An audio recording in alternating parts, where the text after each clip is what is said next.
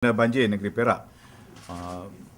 Seperti yang telah dihantarkan, dimaklumkan kepada saya sehingga jam pukul 8 pagi tadi, iaitu jumlah keseluruhan mangsa yang dipindahkan sehingga ke saat ini ialah seramai 2,150 orang yang melibatkan 4 daerah utama, iaitu daerah Hulu Perak seramai 34 orang, manakala daerah Perak Tengah seramai 1,749 orang, daerah Manjung seramai 112 orang, dan daerah Hilir Perak seramai 255 orang.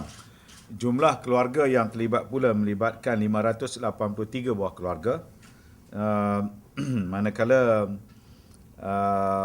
bagi pusat pemindahan sehingga pukul 8 pagi tadi adalah sebanyak 11 buah kesemuanya. Perak Tengah masih lagi mempunyai pusat pemindahan yang tertinggi, iaitu sebanyak 8 buah, manakala Hulu Perak kita ada hanya 1, daerah Manjung 1 dan juga di daerah Hilir Perak 1. Secara keseluruhannya, dari segi jumlah mangsa yang terlibat terus berkurangan.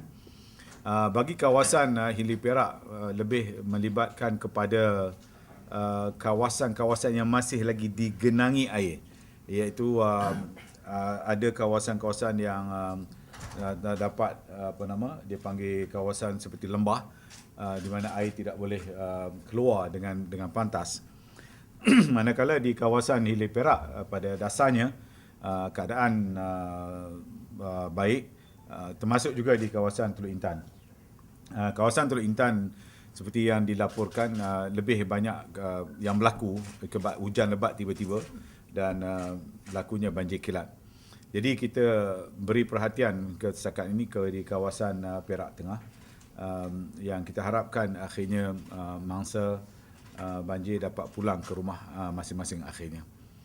Dan kita juga sedang memberi perhatian dalam konteks pasca banjir, iaitu keadaan di Hulu Perak dan juga keadaan di Kuala Kangsar.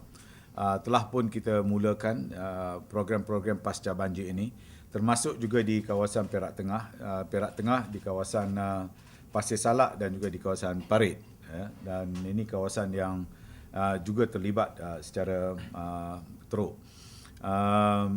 Bagi kawasan Kuala Kangsar, kerja-kerja pembersihan telah pun dilakukan. Manakala di kawasan Hulu Perak, ini melibatkan juga kawasan seperti di Lenggong, kawasan Datuk Syahrani, tapi juga melibatkan kawasan orang asli.